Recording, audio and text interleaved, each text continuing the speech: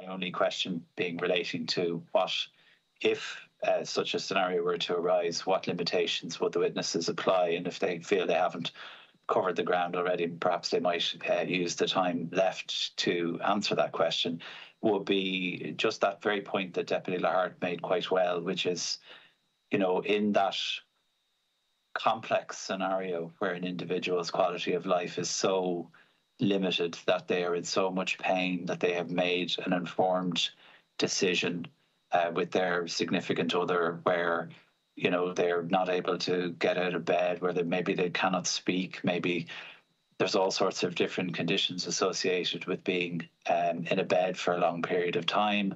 I regret to say, Chair, I have a very personal account of that with a beloved a beloved member of my family who is now deceased, and I struggle with that very part of this entire debate that we've been having for the last few months. What do you do when an individual is, living, but not by any quality or not by any measure that you or I or anyone in this committee room would be willing to suffer for any length of time? And I think that is the intrinsic question that we must ask of ourselves. So perhaps one of the, I would very much like to hear from all three witnesses if they have something to contribute to that, my particular remarks. Thank you very much, Chair. There's a lot raised, the quality of life argument. If we're going to proceed on the basis of quality of life, a decrease in quality of life permits euthanasia access, then obviously that extends way beyond a case of terminal illness or even serious chronic illness, because quality of life judgments ultimately come down to the individual. If the individual can't... sorry to interrupt you, but I was specifically referring to terminal illnesses. But I'm just making the point, Deputy, that the very rationale of basing... Well, maybe you might address the scenario that I outlined with regard to terminal illnesses. Well, I'm simply making the point that if quality of life is the rationale, it cannot be restricted to only the case of terminal illness. And this is something. But it can. We're legislators. That's what we're in the business of doing. And if we were to come to that, so my point remains, or my question remains. Okay. Specifically to cases of terminal illness. Okay.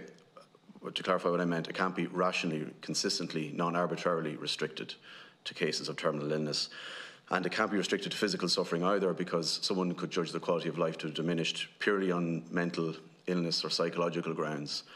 So I think that's just a key point, that we might try and posit simply the parameters of terminal illness, but if quality of life is the way we get there, then quality of life will overshoot that runway by a long, long way, as will any other rationale, whether it's autonomy or rational choice. Deputy O'Donovan just mentioned in relation to quality of life that life always has intrinsic value, but this contradicts an earlier statement where you say life's value can diminish in value according to the views of the person whose life it is, and you used that point to justify your thesis. So I put it to you that, again, if we're thinking of quality life terms, we can't also affirm that everybody's life is of intrinsic, equal, inviolable worth. And that's what's at stake. It's not, we might think we can think in terms of a very narrow little section, a little move from here to there, and we can leave it at that. But we're dealing with principles and values that far extend narrow confines or small moves by degree in either direction.